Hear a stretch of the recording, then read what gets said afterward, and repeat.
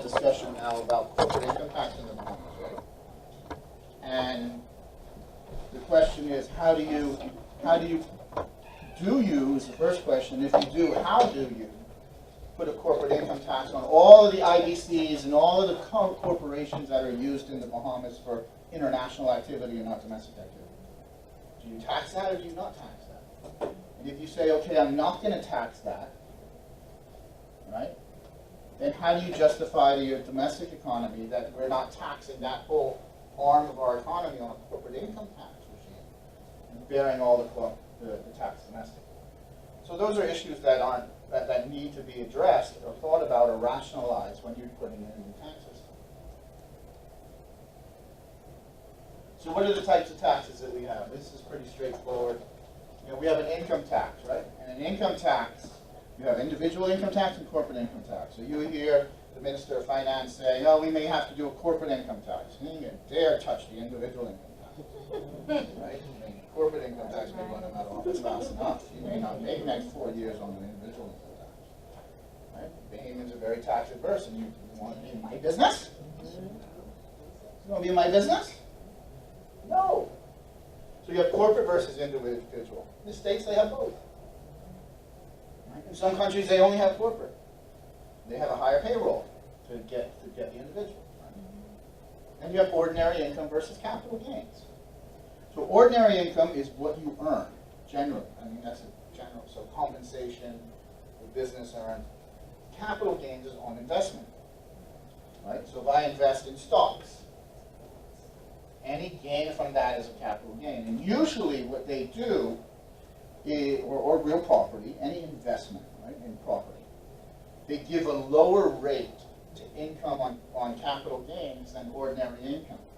Like in the States, you can pay between 27 and 37% as an individual for ordinary income. Right? It's 15% for capital gains. Right? Because they want to encourage investment through their taxes. So in capital gains, you also have short-term and long-term. Right? They give you a lower rate on long-term because they want you to have longevity in your investments. Okay? So you get a benefit on capital gains versus ordinary income to encourage savings. We have consumption taxes. We're very familiar with those, right? VAT and sales tax. Right? Those are consumption-based taxes. Taxes on tangible property, stamp tax and real property tax. We're one of the only countries left in the world that does a stamp tax. I think there's 5 or 6 of them. It's crazy. There's always been talk about eliminating the stamp tax. Right? The prior administration took the first step in minimizing the application of stamp tax when you buy property. They kept the total tax at 10%, right? But they put VAT on it and then lowered the stamp to 2.5%, right? Understanding that if that went up, you could eliminate stamp tax on the property because you would be up to 10%, right? That's been reversed to put now 10% stamp and no VAT on property. Right? Which I don't think is the right thing to do because I think we should get rid of stamp tax. The only reason they did that is because they didn't want to fix the VAT legislation. Remember when I told you the legislation, and we almost took this issue to court to get an interpretation. This is getting a little bit in the weeds, but it will help you a little bit, I think, with interpretation. So under the stamp tax, under the Stamp Act, if I took a piece of property, right, and I put it in a company that I own, same ultimate beneficial ownership, but I changed the form of ownership. Right? The Stamp Act says it is the same beneficial ownership. It's stamp tax exempt, and the treasurer could stamp it. Right? Makes sense. That legislation doesn't have a similar provision. And when we went to 7.5 and 2.5, right, I could get the exemption on this because the treasurer knew what they were doing. I could not get inland revenue to waive that, even though it was the same beneficial owner. And that's not the intent. That wasn't the intent of the law. It was bad drafting, right? But the only person who could properly interpret that is who? The judiciary. The problem in this country is we're scared to take the government to court. Scared you get victimized. And generally it's scared. Right? Listen, they can't victimize me more than they do. So that was a problem of interpretation in the legislation. So how did they fix it? They didn't fix it by fixing this piece of law. They fixed it by eliminating VAT on it and taking it back up to 10%. That was the only reason for the change. And so they wouldn't have to have two rates, because they couldn't take property from 10% to 12.5%. They would have to have a dual rate. Right? So anyway, that's a bit of a tangent, but that kind of, I think, gives some guidance on how legislation is misinterpreted. So, and then you have border taxes. We're very familiar with those. Tariffs and excise. So we know the difference between tariffs and excise tax? What's the difference between tariff and excise? Tariff relates to goods that are exported, and the excise relates to goods that are imported in the borders. Not necessarily, but close. So at the border, you have goods coming in, you pay tariff and excise. Right? So cars are excise. Cars aren't tariffs. Cars are excise. But it don't matter, it's still 65% or whatever they changed the rates this year, right? But it's still whatever it is at the border. Excise also applies beyond the border.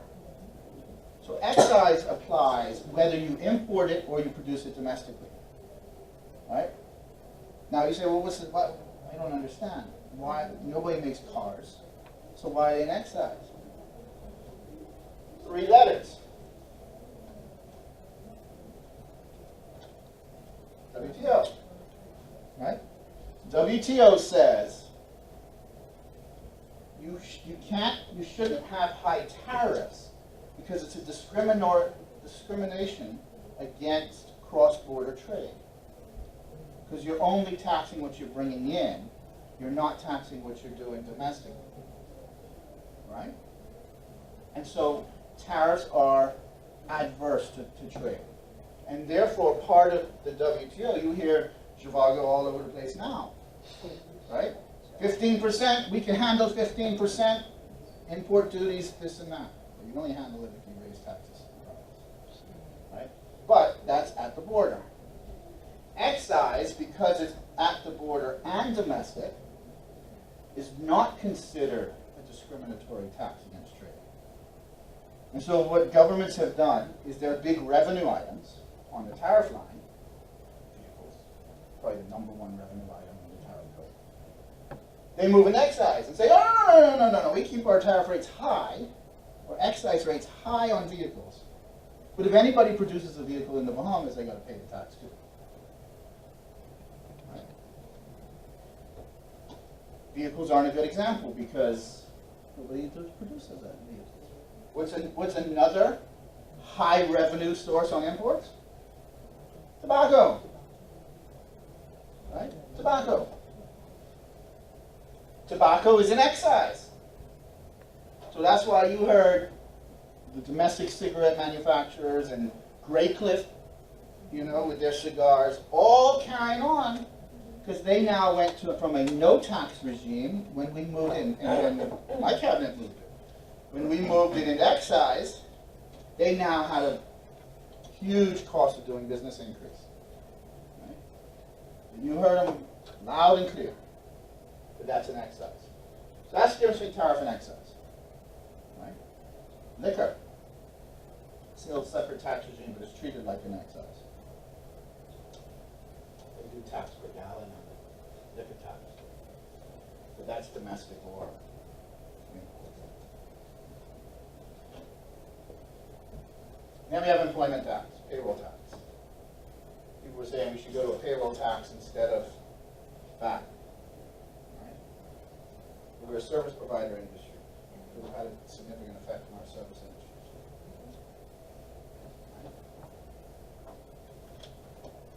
So income taxes represent a major component of worldwide taxation. And that's why we don't have one, right? We use a tax haven. You have income taxes only, and income tax, bring all your money here. That don't work no more. Talk about that in international. And you have income tax, like we said, that can apply only at the national level, such as Australia, France, and the United Kingdom, or levied at the national, state, and local level, like the United States, Canada, Germany, which gets rather complex. You live in New York City, you have to pay a New York City tax, a New York State tax, and a federal tax, all on your income. All right? And so, you know, people love income tax because you can expand it all as far as you can, get as complex as you want. And so, we know how income tax is calculated. So let's do it from, since we're looking at a corporate income tax going forward, let's look at it. So if I'm a company, right? If I'm company A, I make $100 of income, right? That's called gross income. $100, top line, gross income. And I have expenses related to doing business. Rents, cost of goods sold, utilities, right? So I have cost of goods sold, $20. I have rent and utilities of $20. I have payroll, right, $20. Those are called deductions. And you deduct those expenses off of your gross income to get to your net income. Your net income, so that's 60, right? My net income now is 40. My net income is 40. My tax rate is what? Make up a tax rate. I'm at 20% corporate income tax rate. Okay? That's what it's going to have to at least be in the Bahamas to be able to substitute import duties and business license. Business license is big for corporate income tax. It's going to have to be at least 20%. So 20% of 40 is what? 8, right? So I have an $8 tax, right? And my profit now, after taxes, is $32. Simple, right? Simple. Only expenses related to the business. Now in the Bahamas, we put all our expenses through the number, right? Yep. Companies pay my mortgage, my house, right? Yep. That ain't deductible. You may pay it out, but it's not deductible, right? So the problem you get into, right? It's a problem anybody can get into, right? Is that we also have personal expenses I run through the business. And I say, oh, I got $40, I got to run $40 of personal expenses through the business, right? And so we spend $40 in personal, right? Which leaves us 0 net income. But that's not as taxable at the corporate level because it's not related to the business. So your tax is still $8, but you got 0. See what I mean? So in order to put a corporate income tax in the Bahamas, a major change in culture is going to happen. But I can tell you, every business owner I know runs their personal expenses through the business. It's already causing a problem with that in business license because now Inland Revenue is allowed to get your bank statements and compare it against your business license. I got a matter now I'm dealing with Inland Revenue where they did just that. They pulled the business license report where they did gross revenue. They pulled all the bank statements and they pulled the VAT return. And they say, but the VAT return and the business license don't match up. Right? And the bank statement don't match any of that. Because money going in and money coming out, and money going in and money coming out, and it's not reflected in taxable supplies, it's not reflected in turnover. What's going on? Well, man, they're running other things through the business. You're running, a check was written to an affiliated company, was for an affiliated company, but written in the name of their other company, so they just put it in the other company when it was reported on the other company. And, you know, it's just, BAME is sloppy when it comes to the keeping proper books and using business for business. So now it's causing a problem on the VAT business license, because the scope of inland revenue powers are more than the gaming board. I mean, they get all kinds of things. Right? But when this comes out, and you're left with no cash flow to pay your taxes, you spend it on your personal stuff, you're gonna big problems. That's just a tangent on where we're going. We have credits. We have credits in an income tax system. Credits are different from deductions, right? Deductions are above the line. They call this the line. Right? Credits are above the line. I mean, deductions are above the line. Credits are below the line. What does that mean? It's much better to have a credit. So credit comes off of the tax. So they're saying, okay, you get a $3 credit if you provide scholarships to university bonds. Right? So they're using tax policy to help education. That's great, because you say $3, what's that? I made $100 this year. The credit is $3 here. So your tax is 5. Major impact, because it comes right off the tax. It doesn't come off the gross. It comes off the tax. So credits are always better.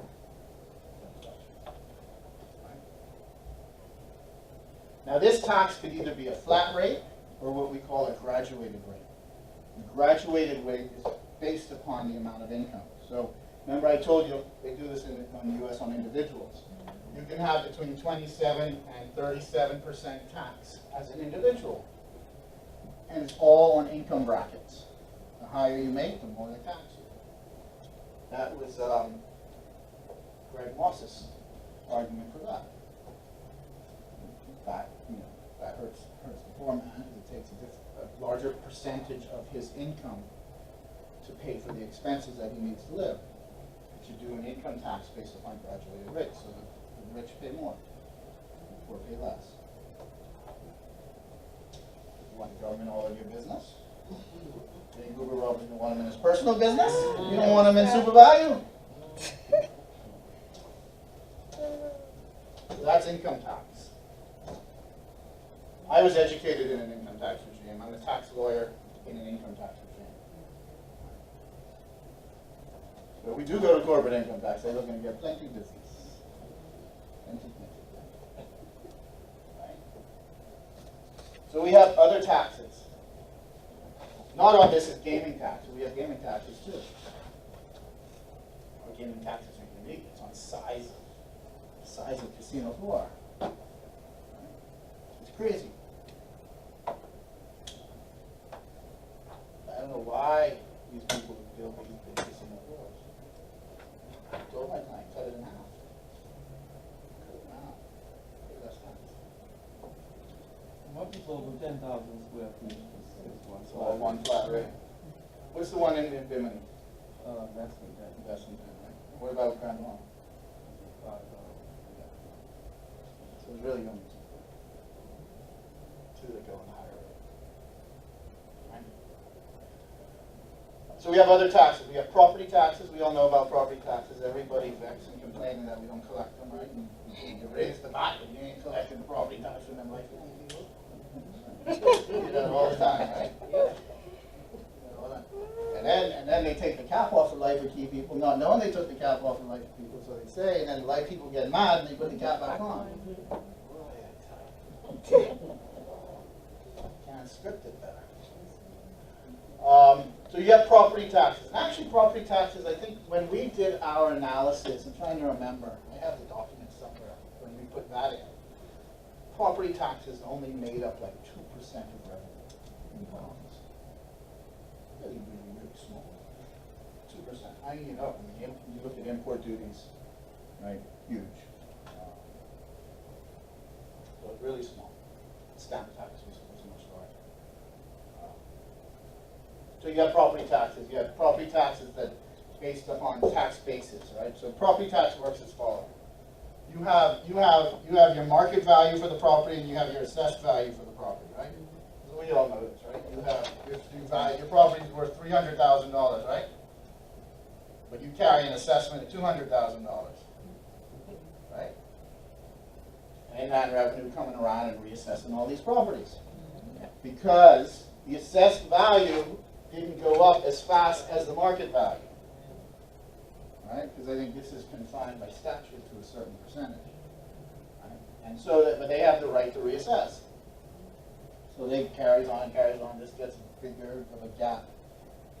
And they come back and what they do is they look at properties that are sold in the area, come up with kind of an average price per square foot or whatever, and they reassess you. Now your bill just going up 20%. And you say, what? Now, in theory, you can challenge that assessment. In practice, they don't respond to you. I'll take up the courts now. And then, so that's property tax. We have sales tax, right? And sales tax, we have sales and consumption tax. We have a sales tax, which is a flat fee on everything you buy. You don't get any credits and offsets. It's just a tax, like the U.S. 6% sales tax, that gets remitted. 6% sales tax, that gets remitted. You have VAT, which is a consumption tax. You know how that works. You just had 2 courses on that. I'm sure Mr. Delaney was very thorough in his description, but you get credits. It's a credit-based system at the corporate level only on the returns. Right? Then, we have stamp tax, which is effectively a transferred property tax. Like I said, I would get rid of stamp tax. It's too complex. It's too complex. Like we're doing a bill. How many are paying attention to the new financial services bills? Multinational enterprises bill, the substance bill, the EU blacklist. You know about the EU blacklist? Okay, so this is why I would get rid of stamp tax. This is a tangent. This isn't on the test. Right? We have ring fencing in the Bahamas. This may be on the test, because this will be on the test, but it will be on the international part, because I'm rewriting the international.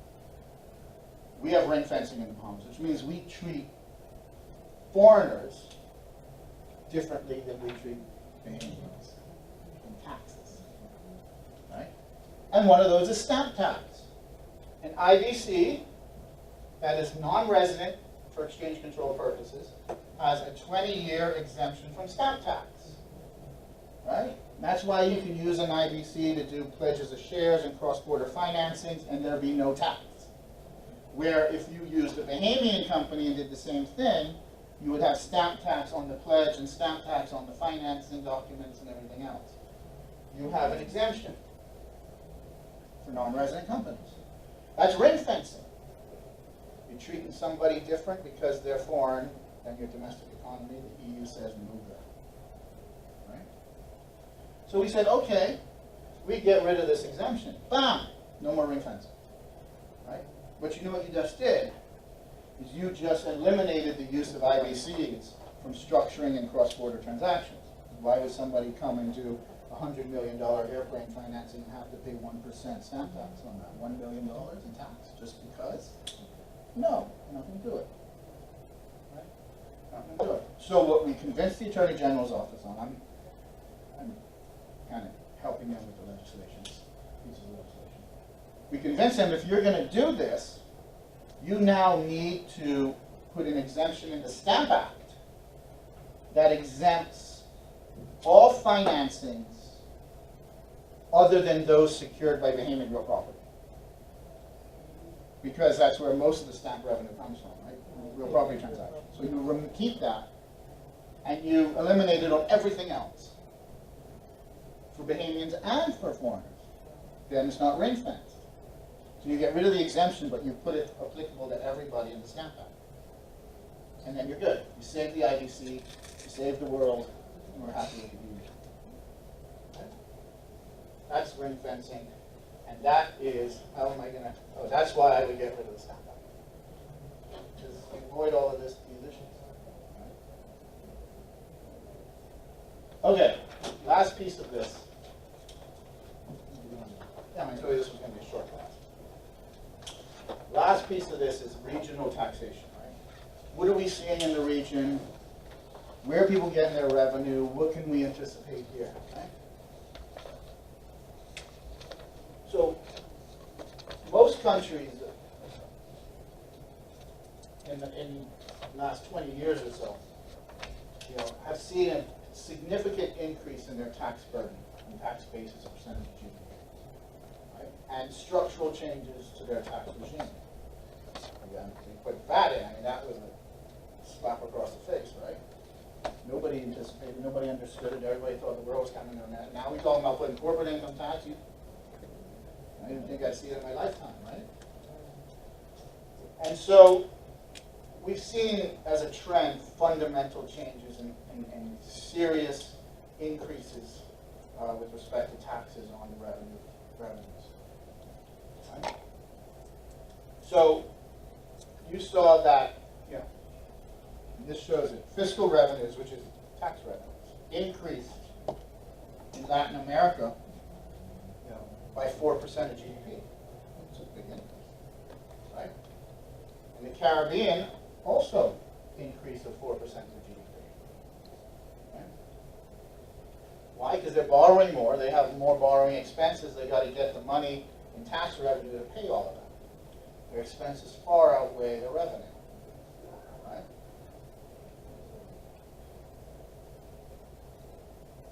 And so that's a trend that I think you're going to continue to see. Now the question is, can you keep increasing tax rates? Right? When they increased that to 12.5%, I told them that your logic is flawed.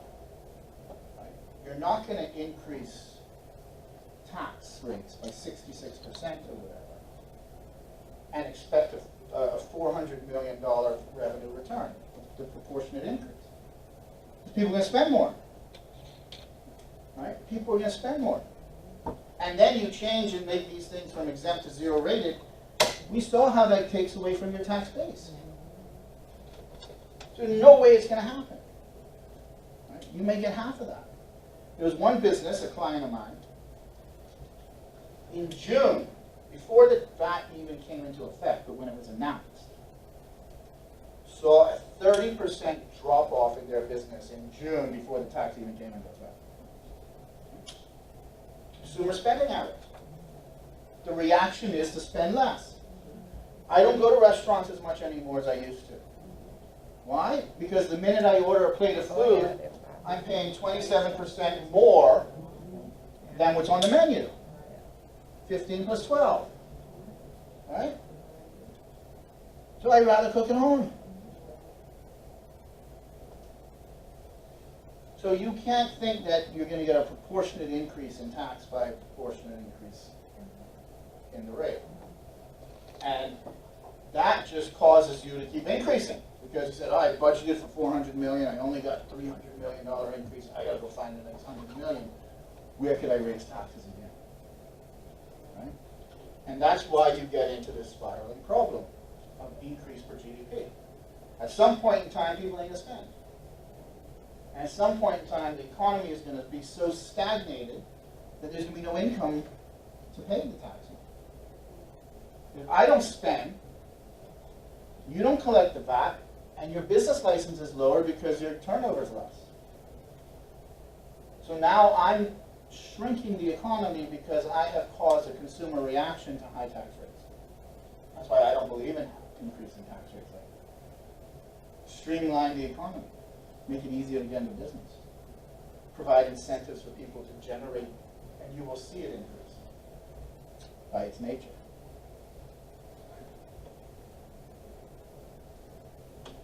So what are we seeing in VAT? Right? In VAT, VAT has continued to increase as a percentage of GDP across the region, right? Look at this, almost 2% increase in GDP related to VAT alone. So remember I said 4% for all tax revenues? Well, half of that is from increasing VAT across the region, right? And we've seen VAT rates increase across the region, year by year. Right? Only one government in the Caribbean has remained in power after they've increased VAT rate. Barbados, and they won by 1 seat.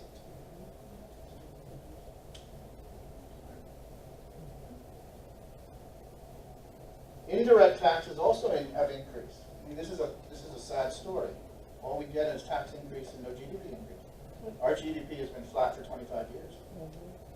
We haven't had a growing economy in 25 years. We celebrate a 1% growth. Right? When inflation is 2%, that's not a growth. That's contraction. We got to get this straight. Increasing taxes, changing your tax system drastically isn't the answer. Although it's good for business for me, it's not the answer for the country, right? So in some Caribbean countries where recently reformed, we've seen VAT between 12 and 17%, right? Where you had exceptional cases where as low as 10 to 7. Well, we used to be exceptional. We're not exceptional anymore. Right? We're average. Average rate in the region is about 15%. And yeah, we're probably going to head that way. There we go. Income tax. We don't have an income tax, but I think we're headed towards a corporate income tax, in my opinion, based upon the rhetoric I have in here. A corporate income tax only for domestic revenue, domestic businesses, right? And so the question on that is, how do you treat an offshore bank? They're here. They're operating bricks and mortar, domestically employed. You know, revenue is coming to the country. Granted, the customers are foreign. Do we tax on source of income, or do we tax on where you're domesticated? So these are questions that you got to think through when you're talking about tax reform, and how is it going to impact the industry? Right. So income tax, as a percentage of GDP, has also increased, 3.9 to 4.9, 3.2 to 4.9, and in the Caribbean, 6.3 to 7.7. So you know, it's just the same story. Tax rates, tax revenue increasing, but the tax base is not. So that means that they're increasing rates all across the region. And what is the most stagnant economic region in this hemisphere? It's the Caribbean. There's no country that is growing in the Caribbean. Not one. Right? And so other types of revenues, and you hear about this here a lot on our natural resources. If they strike oil, you hear about it a lot more. You see it a lot in Latin America, because Latin America has a lot of natural resources, whether it be oil, bauxite, gold, you name it. Right? Royalties, and revenue from royalties. And royalties are generally, from a country's perspective, with respect to your natural resources. So you hear people saying, oh, Morton Salt don't pay enough in royalties. Right? They don't. Right? Because they're taking our salt. Right? You hear it with the aragonite. You hear that a lot. We got so much aragonite, we need to charge more royalties and let people export it and this and that. So you definitely hear it with oil. What is the royalty for an oil company who's exploring for oil in the oil? And so it could be a good revenue source depending on how much natural resources you have in export. Willing to export. It's all based upon what you pull out of the ground. Right? And you can design them in different ways. You could say, you will give me $100,000 a year minimum, and then 5% of your revenue off of oil, whatever it might be. So you can get a guaranteed payment stream plus the royalty on top. So it's other revenue source, not necessarily a tax. Some people think it's tax. Property taxes. Right? It's a stable flow. You're not going to see huge increases in property taxes. Like I say, it makes up a small percentage of our revenue. There's low compliance, even though everybody complains that you have so much arrears and people are not paying their real property tax. The bottom line is, if you sell the property or if you die, the property tax gets paid. So you're always going to get paid, it's just when. Right? And so people just defer. And say, I ain't going to pay it. At some point in time, there's going to be another amnesty where they forgive my penalties and everything else, and maybe at that time I'll decide to pay. Because you have amnesties every 5, 6 years, whatever it is, right? And so, yeah, it involves low compliance and administrative costs because it's hard to enforce, and it's going to happen sometime in the future. And so why put all your money into chasing down these people for unpaid for property tax? Now, what they've done, they've outsourced some of the collections, some of the really old ones. Again, collection agency takes a percentage. That's easy too, right? You just don't waive the penalties, and the penalties pay the collection agency. So yeah, so property tax is universal, usually low percentage of revenue, but rather constant, rather low compliance cost. Tax of capital gains and capital assets, not very material in the region. We have seen financial transactions taxes in Latin America where they tax the movement of money. Right? And they generally do that in countries that have natural resources because they're there for the natural resources, and so they'll pay the small tax on the movement of money and just pass that tax along. You can't do it in a country like the Bahamas with financial services because you're just taxing the flow of capital that isn't tied to anything. And that money will just pick up and move. So I heard shortly after coming to the office, the Deputy Prime Minister talked about a financial transactions tax. I called him up. I said, buddy, he's my friend. I can call him, buddy. I said, you do that, and the entire industry gone. Overnight. Bam. We'll find some revenue somewhere else. Don't put a financial transactions tax. It's not this time. And you did. But it's true. You have. In order to do that, money has to be tied to something in the country that has to cause it to be there. And then you can do it. Ain't nothing tied to it. Right. So, a lot of the fiscal policies in the region but worldwide have focused on enhanced efficiencies, equity, which is fairness, which is broad law, transparency, and that's where we get information exchange and a lot of transparent elements of business and people, right? And we've seen that locally, and we've seen that globally. We've also seen a lack of material reform, and that's because of political pressure, right? And you know, we saw that with Rupert Roberts. You don't think he got a 0 rate because of political pressure? Of course he did. Of course he did. Insurance industry having a similar problem, but they don't have the same political pressure in their entire industry. Figure that one out. You know, Miguel once enrolled in my class. And I'm supposed to be in this one. He once enrolled in my class. He wanted a certificate in tax, and he never sat through an entire class. Go on. Go on again. Miguel's my buddy. Right? And so, look at that. Finished a little over an hour, right? Or hour and a half, right? Hour and a half.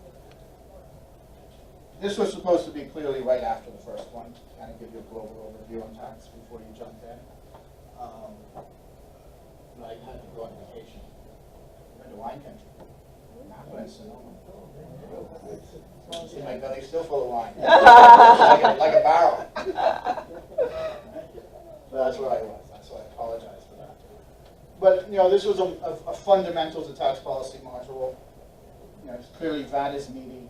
Trust, which you're going to get starting next module, is very meaty. Ask her a lot of questions. Don't let her just bulldoze through the class. Ask her questions. And then international tax is really, really meaty. A lot of policy.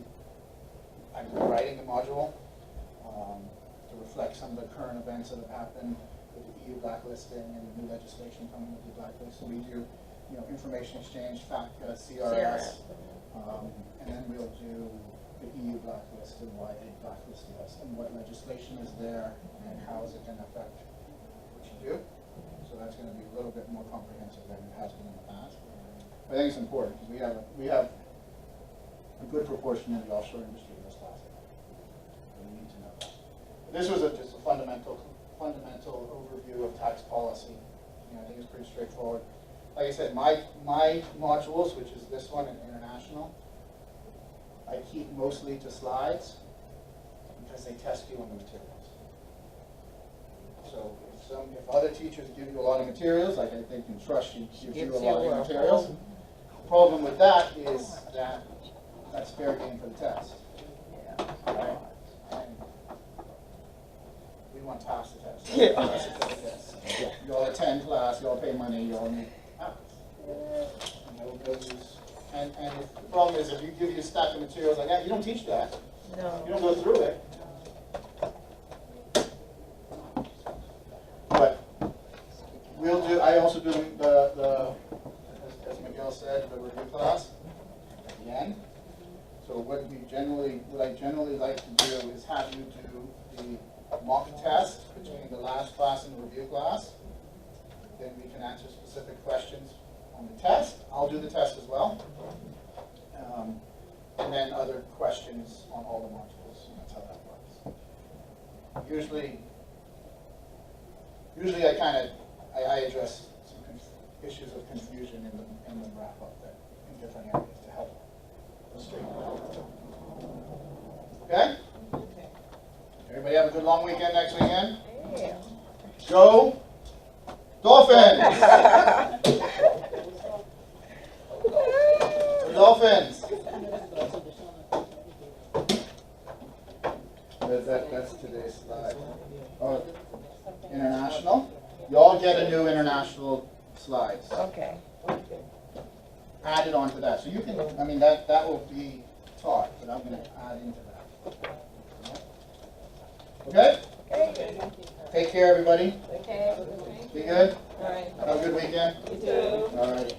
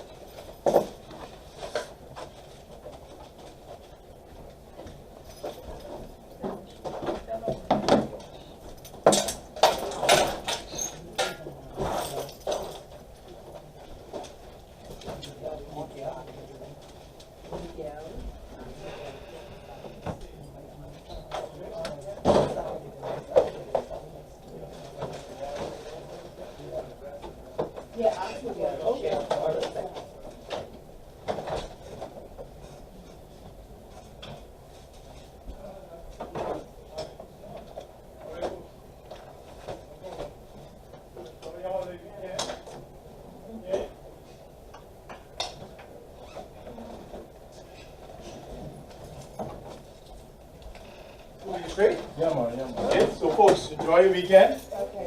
No class until the 13th. Okay.